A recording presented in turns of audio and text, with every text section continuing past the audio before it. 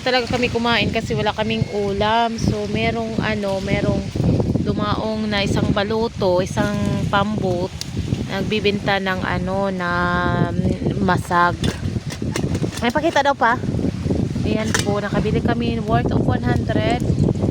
Yan, maliliit lang pero okay na po pang ulam. Wala kasi kami dalang ulam. Yan po, worth of 100 po yan. So yan, ambot ko maluluto to. Hindi ko alam kung maluluto to kasi mahangin dito sobra. Kailangan din paminsan-minsan ay mag-unwind at pumunta sa isang lugar na tahimik. Kagaya nito, ganito po yung lugar na pinuntahan namin. Yung maingay lang is yung aso namin na si Tabi. Yan po, nandito nakaano sa tubig.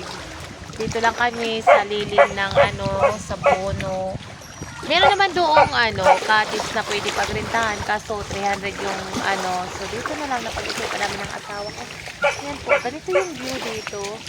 Kaya pinili namin dito pag walang pasok. Paminsan-minsan pumunta kami dito.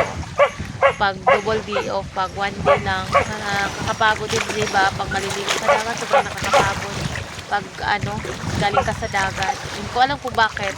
Basta pag galing sa dagat kayo, sobrang nakakapagod po talaga. Yan po. Happy Sunday po everyone. Sana masaya kayo. Yan lang po. Yan. Upo muna. Piknik, dagat ko siya. Sunod murag. Malapit na raw.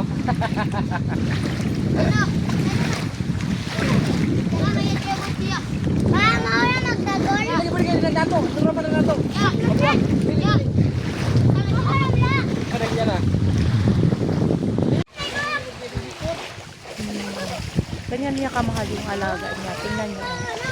So, ganyan niya kamahal yan. Malambing kasi po yan si Tabi. Yan po yan. Si Tabi po yan. 7-year-old na po yan naming alaga. Yan po. So, enjoy po mga kababayan.